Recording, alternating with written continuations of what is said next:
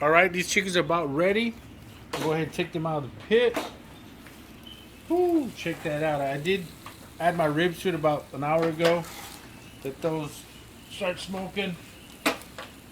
Well, not actually an hour ago, about 30 minutes ago. Take these chickens out real quick. I want everybody to see how juicy these chickens are. Check that out. Check that out. See that? Onion just steamed right in. See the juices in there? Get that skin out the way. Look at that.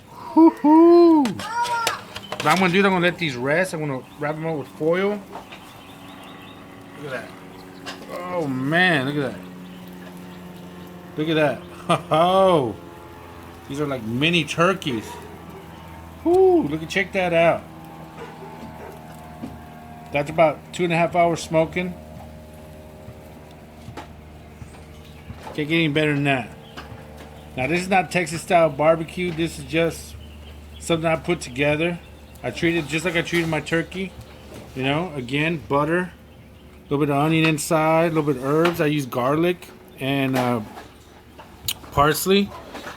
Look at that. Look at all those juices. Look at that juice coming out of that second chicken in there.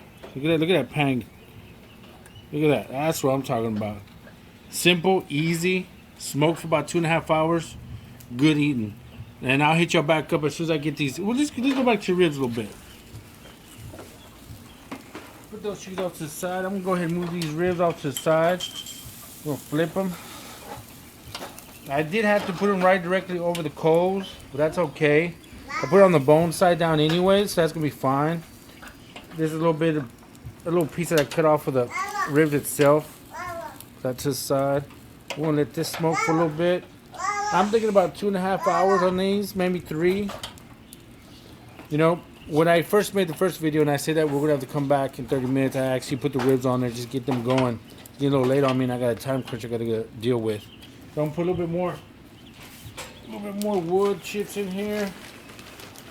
I use hickory. I love hickory. I use mesquite sometimes. But mesquite can be powerful if you use too much of it. I don't do chunks.